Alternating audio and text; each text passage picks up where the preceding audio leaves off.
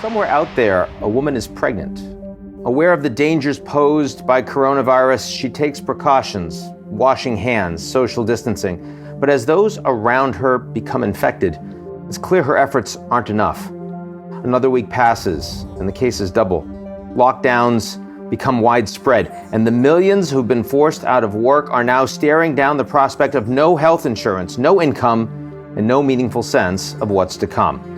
The woman's child, whether or not she becomes infected, may actually be part of a new generation, a time when humanity looks inward, sees the safety benefits of a more fragmented society, and faces an array of threats incubating for years that are now being exacerbated by the virus, social unrest, political dysfunction, and at a more basic level, a growing uncertainty of what's true and what is false.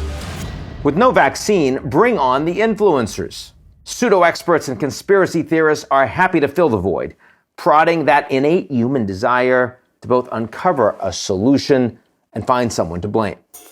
But no matter what those on TikTok or Instagram are saying, I'm confident telling you oregano oil won't help. Neither will avoiding spicy foods or milkshakes.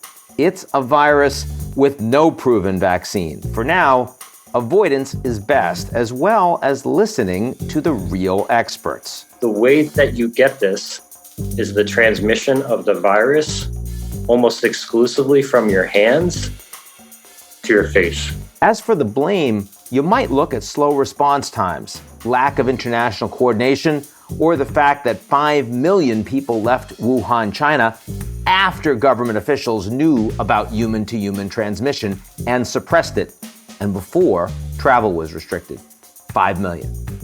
You might also look to the rosy expectations set by President Trump about getting the United States back to work by Easter, though that's now been pushed back to the end of April, or those who categorize the outbreak as yet another attempt to impeach the president. But no, despite what you may have seen on Facebook, there's no evidence that the US government patented a vaccine long ago. What is happening is that outbreaks are multiplying and will soon expand across nearly the entirety of the United States and Europe. The good news is that if the recent surge in social distancing and medical capacity is effective, mortality rates will drop dramatically. But if not, and medical systems start to fail like they have in northern Italy, the resulting human catastrophe will be more expansive than anything we've seen in the developed world since World War II. There is reason for encouragement. The world's wealthy countries are finally rowing in the same direction. What does that mean?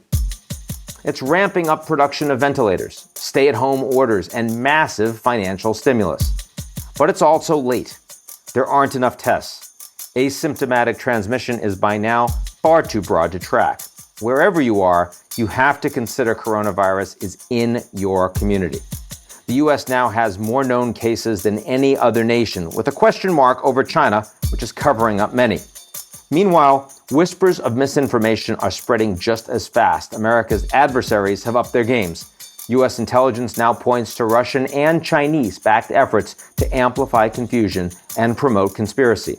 And unlike prior outbreaks, China is now a superpower with more influence in global health response than any other country, sending medical brigades and equipment to afflicted regions, all as America looks inward.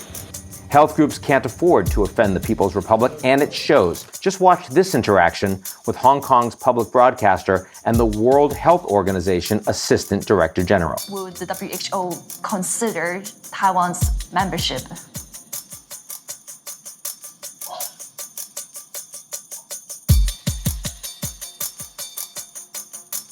Hello?